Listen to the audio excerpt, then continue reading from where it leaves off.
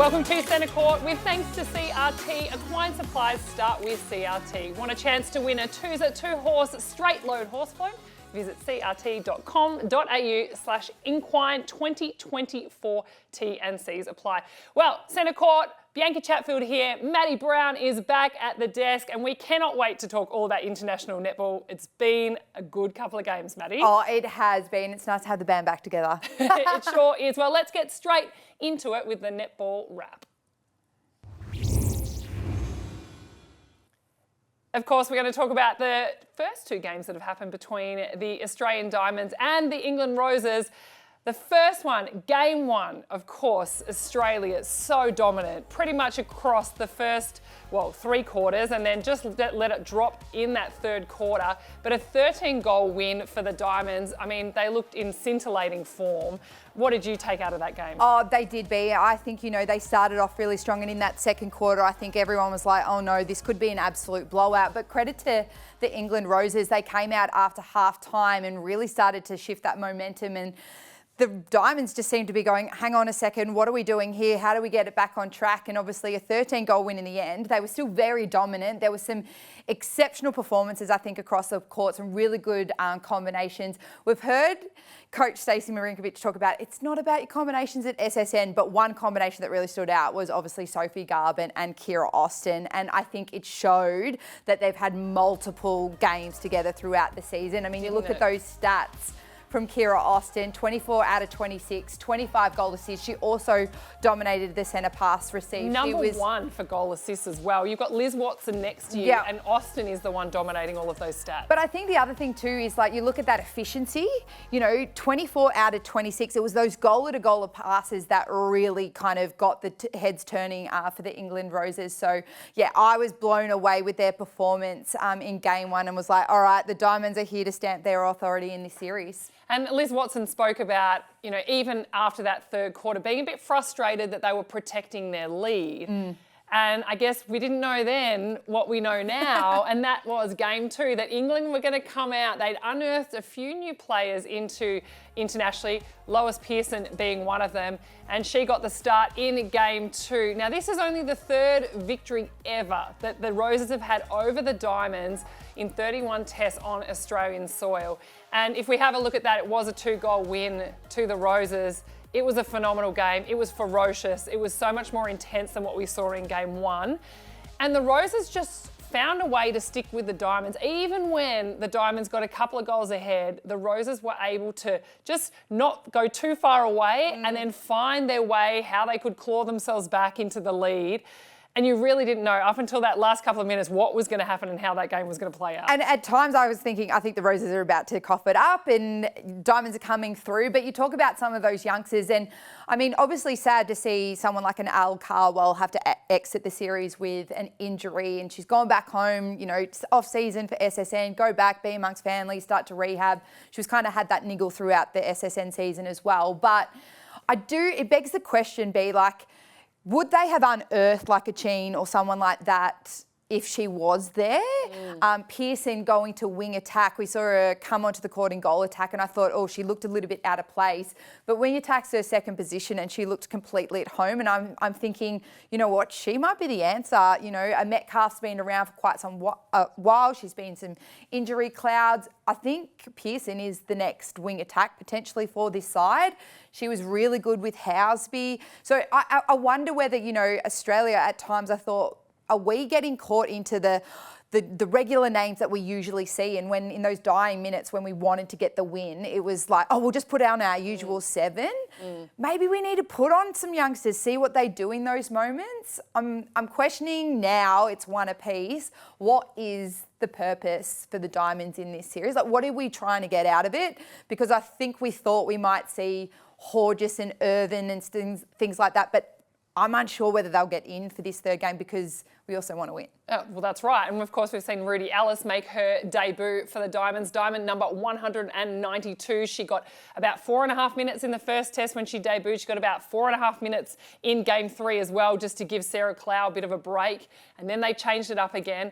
But I think Liv Sheen, to me, has been, a key player. Like you mentioned, without Cardwell, they've been able to give her an opportunity. And not just a couple of minutes, but be able to put her on. She shot 100% for 30 minutes in game 1, and look at that, 32 from 34 in game 2. Her partnership with Housby was important, but it was how Pearson could find Sheen. Like you said, that was a real key link. And of course, Housby being the most experienced player out there on court for both teams. She's got the most test caps, 108.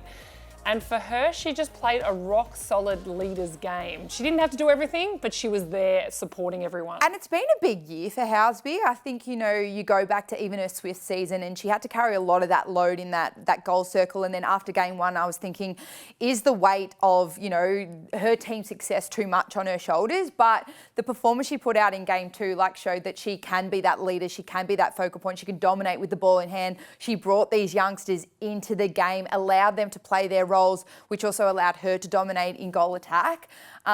Exciting to see, obviously, what could unfold in this game 3 that's about to hit Bendigo. But I also thought it was really good to see even the English Roses, the quick turnaround. It is hard to turn around within the space of a couple of days a performance like that.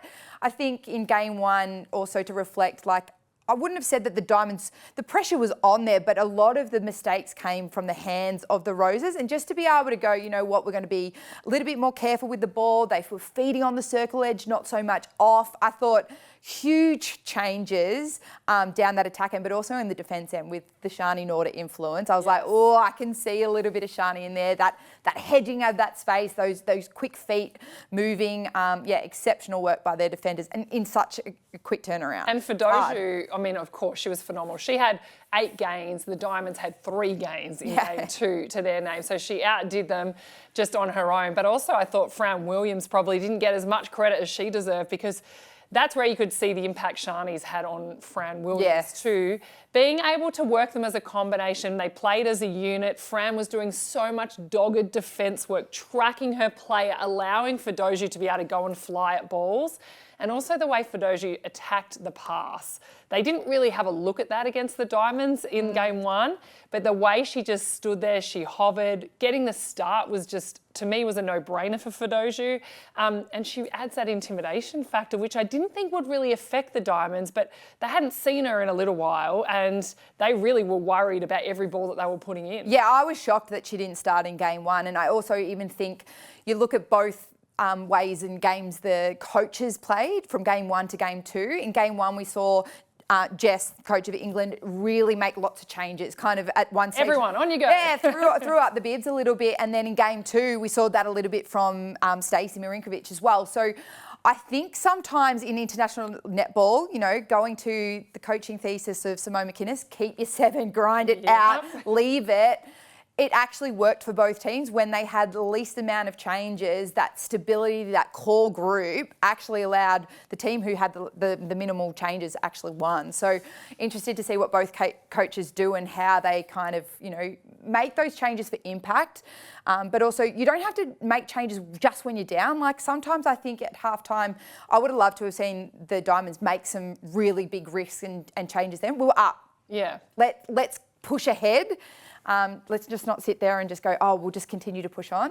Take risk even when you're up, not just when you're down. Well, game 3 is going to be interesting. We're going to get to that in a second, but it's now time for Maddies Minute. Maddie, take it away. B, I want to talk about, obviously, just the rule changes from SSN to international netball. There's 3 really main ones. There's obviously no rotations, there's no timeouts, and there's no 2-point shot. And after seeing game 2, I was questioning, going, what is it? Why are the Diamonds struggling so much potentially with these momentum shifts? And, we'd seem to get ahead, but we wouldn't be able to push ahead like we've seen, players do at their SSN teams. And I do think it's because we don't have that timeout. They don't have that time to pull together, to work on strategies, to be able able to, get that mental. It's a real mental game, international netball. Not saying Suncorp Super Netball isn't, but I do wonder whether that is something that the players maybe haven't considered in their training and prep. That is a huge difference. You've got to be able to problem solve in the moment. We were speaking about it. You've got to be able to connect with those people in your little units on the line with you. So I'm interested to hear what you think about that change, because also you were sideline, getting a little bit of insight into the kind of huddles. Yes. Have you got any insight into that? Because I do think the Diamonds struggled a little bit at times throughout the matches. Yeah, well, Stacey Marinkovic made a point of it in the press conference after game one and said she finds it interesting now for her and the playing group to get used to the coach not interjecting and slowing momentum by calling a timeout, that they don't have that ability to do that. So that also puts more responsibility on the playing group.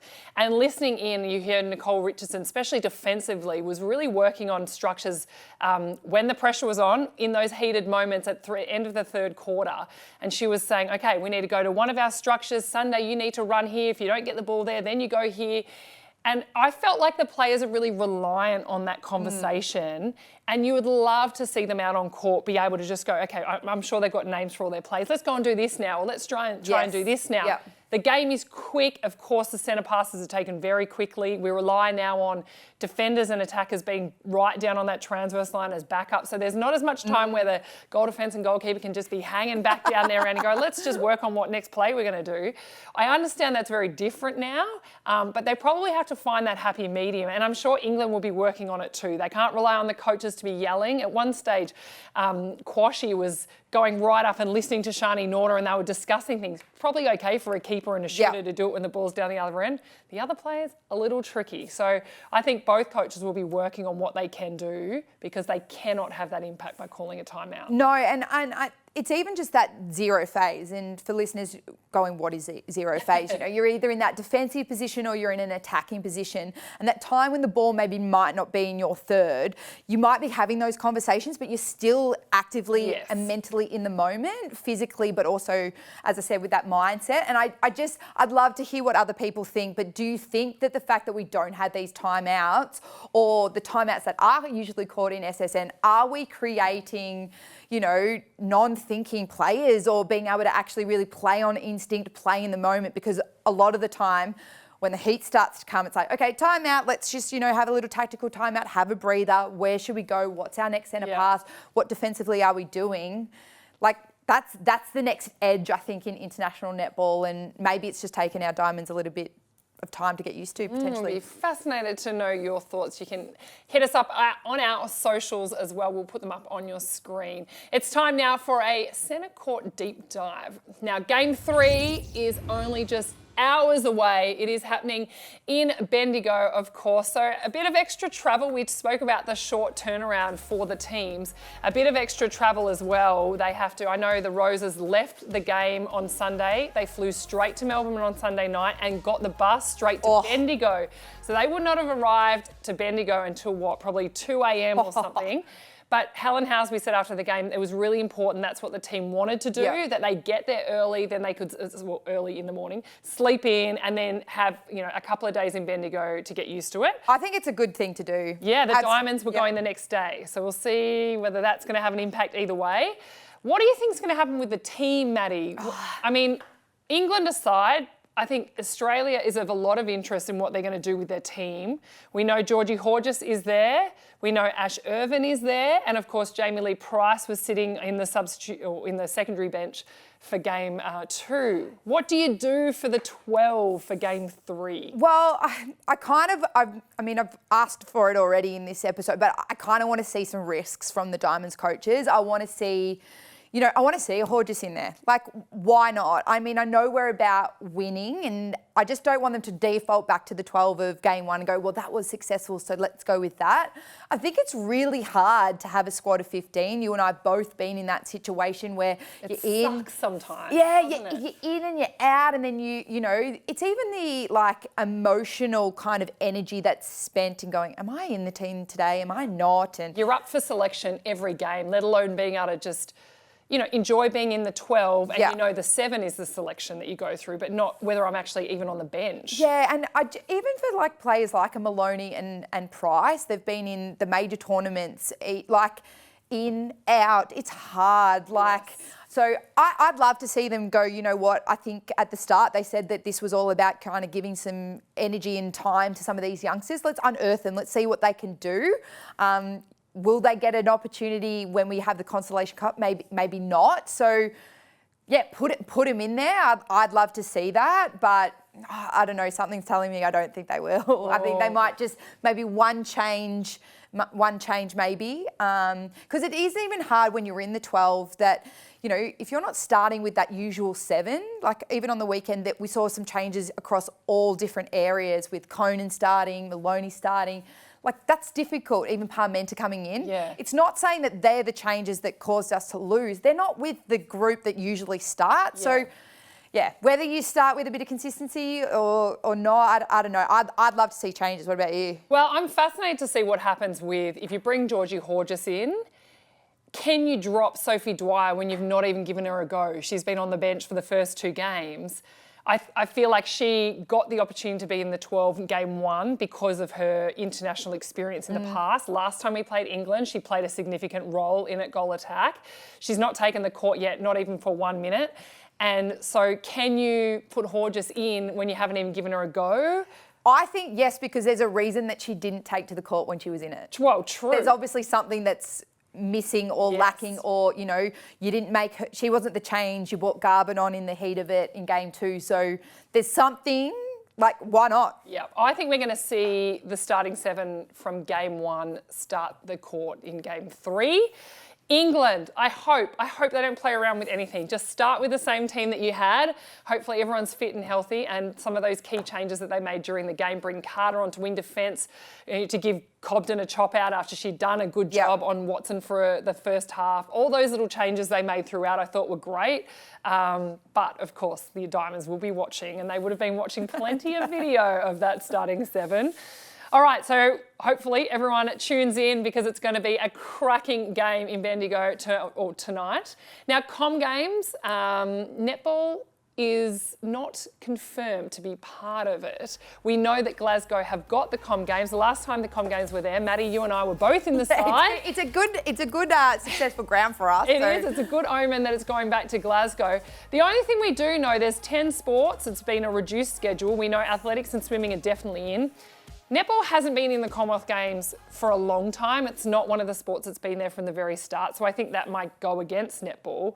Some things that will go, I think, in the favour of netball is that the stadium we played at in 2014, that has been booked and locked in. I don't know if it is for netball, but it's already been booked for a sport. So not for gymnastics? Hopefully, well, who knows? What do you think? Do you think netball has to be in it? Oh, I mean, it would be disappointing not to have obviously netball there. I mean, since I've been in the netball kind of world, it's like it's always been there kind of thing. So we've been fortunate, haven't we? Yeah, it would be sad, but then I also do think like international netball in our major tournaments, we're in a bit of a risky spot because our Suncorp Super Netball is so dominant. We're getting all these players coming, but when it gets to international netball, I'm maybe thinking we need to actually spice it up, have some new rules, like whether it is a 2-point shot or the rotations. I don't know.